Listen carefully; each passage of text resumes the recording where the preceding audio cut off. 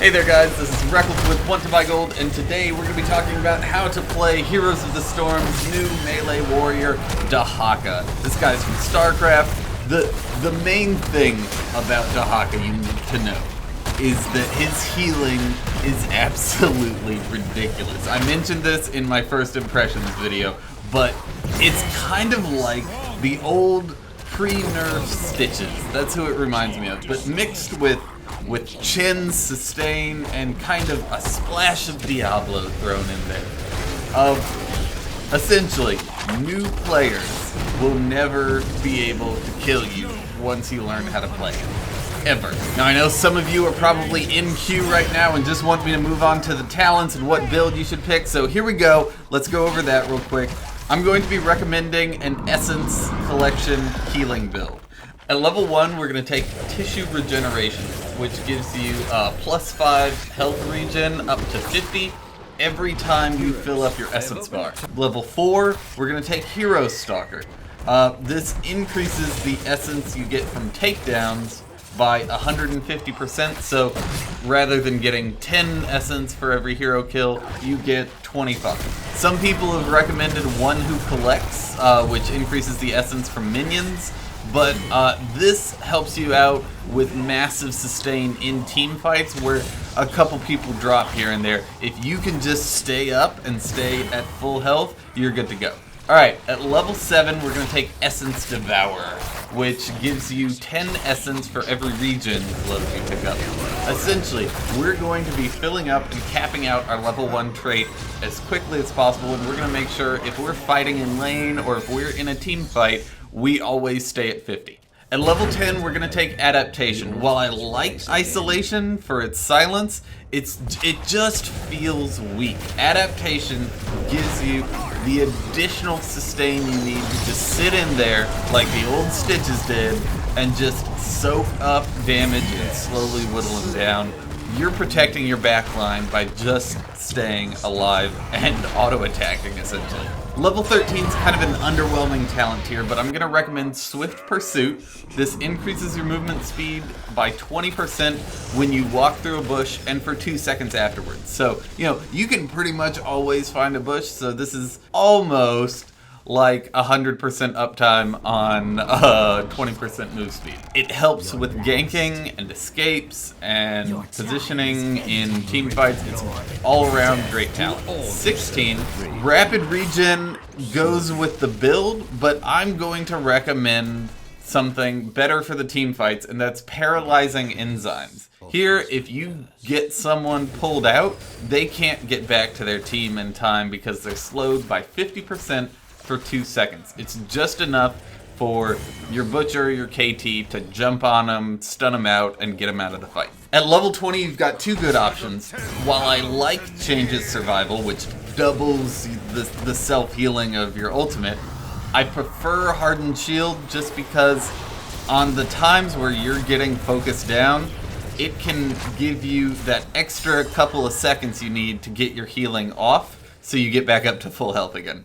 Alright, so let's talk about his abilities. His first one is Q, is Drag. This stuns and incapacitates a hero for 1.75 seconds and allows you to reposition them around the map however you want during that very short time frame.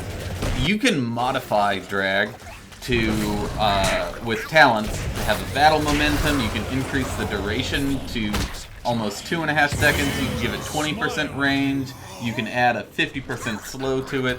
It's a versatile talent that you can really build on as you play with Dehaka and you learn his talents. Dark Swarm, his W, damages enemies around you for 3 seconds. It's kind of a small radius and it doesn't do a whole lot of damage, although it does do double damage to heroes. But this really works and you'll get a lot of value out of it because your goal is kind of to be in the middle of the fight. And so just having a little AoE around you that's always chipping away at people can do wonders. You can talent this to add a damage reduction, to do more damage to minions. You can give it kind of a ability-specific battle momentum, or you can add Relentless whenever you are doing your Dark Swarm. And finally, your E is Burrow. This makes you invulnerable. You just burrow right underground, for 2 seconds. You don't move while you're underground, you just sit there and don't take damage. You can cast Swarm during this, you can cast your trait so you can burrow and then heal, or you can heal and then burrow. Your choice, depends on the situation. And you can talent this to give you 5 seconds of stealth whenever you come out of burrow. You can knock people back for a little bit, and you can even heal while you're burrowed underground. Alright, so let's talk about how to play him with this build. This build focuses a lot on the original meaning of a tank. Someone who's just a meat shield and soaking up all the damage so your backline and your team isn't taking that damage. You know, rather than kind of the bruiser that we've come to expect from Diablo and Sonya, this guy doesn't do a lot of damage, but his goal is just to get on the front line and soak up all the damage for your team and not die. You've got the self-sustain that a healer helps, a Rhaegar ultimate is fantastic, but really, you're kind of okay just out there on your own. To help with that, a few tips. If you're ever in a team fight and you lost, but you still got a few people alive and they've got a few people who are running away from the fight, use drag to pull someone out. Now you can start turning around the losing team fight because you just keep picking off someone one by one. And remember, if you ever get body blocked when you're really in the middle of things, you can activate Dark Swarm to walk through enemies and friendly units, avoid collisions entirely. And finally, while he does have a lot of sustain, I would recommend this rotation to help you maximize that sustain. Use your trait whenever you have full souls, and then use Hardened Shield. Burrow right before you die to make sure you get the healing from your trait.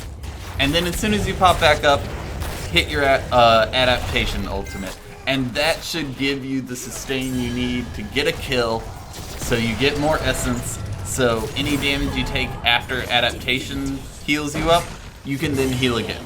Okay, so we know what the abilities are, we know what talents. Now, how do you play this guy over the course of a game?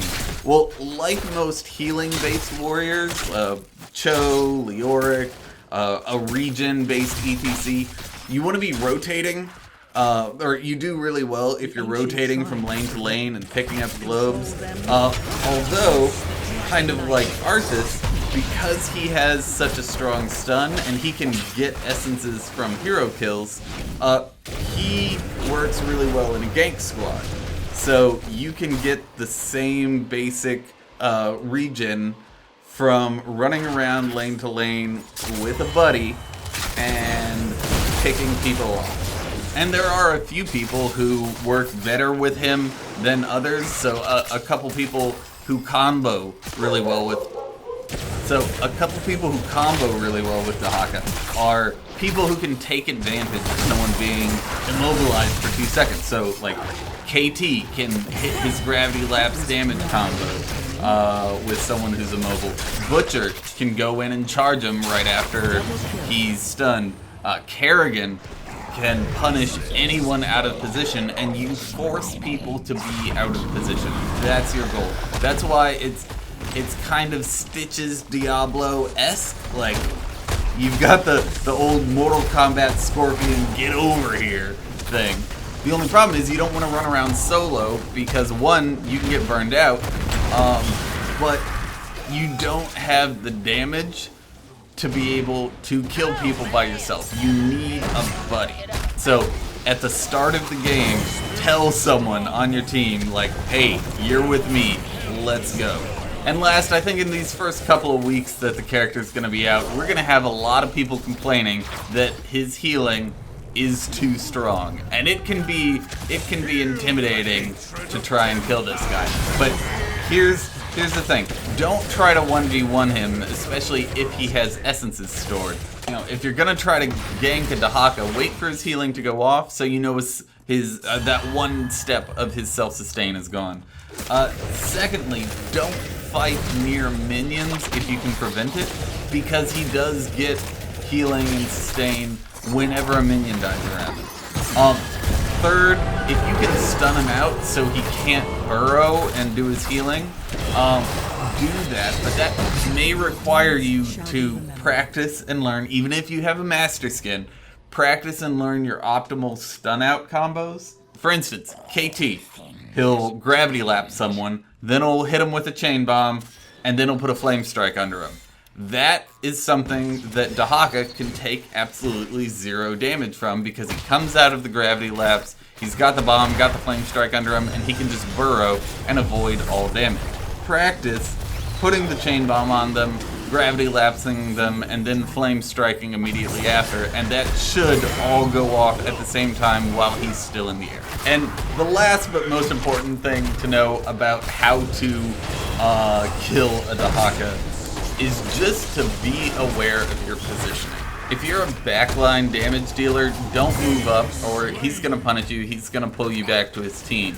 If you are a healer, just stay safe. He doesn't do a whole lot of damage. You can heal through any damage Dehaka does, and you can just wait until the rest of their team moves forward, and then you take advantage of the enemy's mistakes.